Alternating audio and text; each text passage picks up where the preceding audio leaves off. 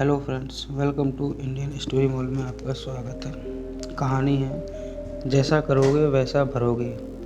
भगवत गीता में भी श्री कृष्ण ने कहा है कि कर्मों का फल हमें उसी तरह ढूंढ लेता है जिस तरह एक बछड़ा हजारों गायों के बीच अपने माँ को ढूंढ लेता है। कर्म फल इंसान को भोगना ही पड़ता है। हमारे किए गए कर्म हमें ढूंढ ही लेते हैं, फिर चाहे वो कर्म अच्छे हो या बुरे हों। लेकिन हम लोग इस बात को ज़्यादा गंभीरता से नहीं लेते हैं और हमें लगता है कि कर्म फल जैसा कुछ नहीं होता है।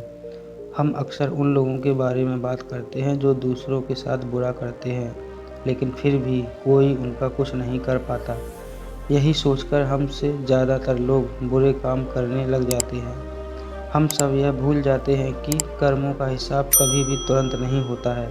किसी के साथ बुरा करने वाला भले ही आज सुखी हो, लेकिन कभी न कभी उसे उसके कर्मों का फल भोगना ही पड़ेगा। बहुत समय पहले की बात है। शहर से दूर गांव में एक दुकानदार रहता था जो अपने ही गांव से एक व्यक्ति से रोज़ाना 1 केजी मक्खन खरीदता था। वह दुकानदार कई सालों से उस व्यक्ति से मक्खन की खरीदारी कर रहा था।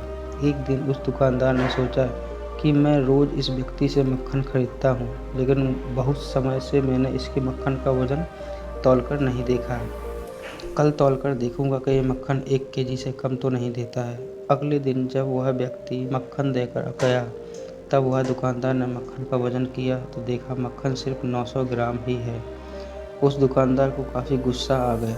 वह दुकानदार गुस्से में गांव के पंचायत के पास गया और उसने उस व्यक्ति की शिकायत कर दी। गांव की पंचायत बैठी और उस व्यक्ति को बताया गया कि तुम पर इस दुकानदार ने धोखा देने का आरोप लगाया है।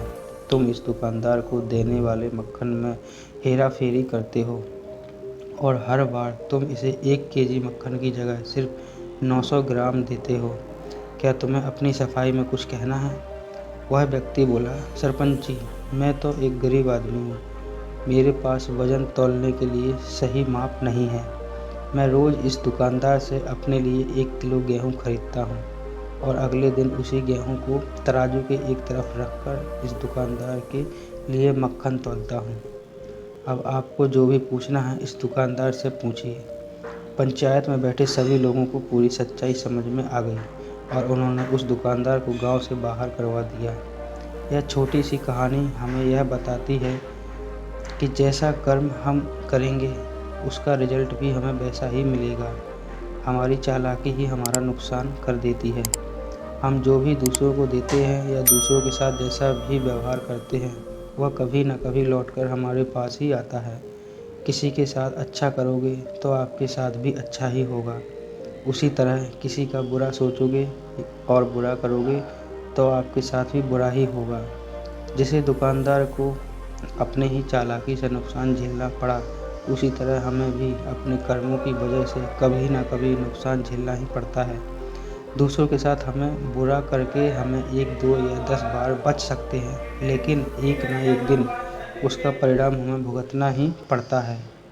हम अपने कर्मों के फल से नहीं भाग सकते हैं। बुरे करने वाले के साथ बुरा ही होता है, फिर चाहे वह आज हो या आने वाले 1 साल बाद हो। उसी तरह अच्छा करने वालों के साथ अच्छा ही होता है।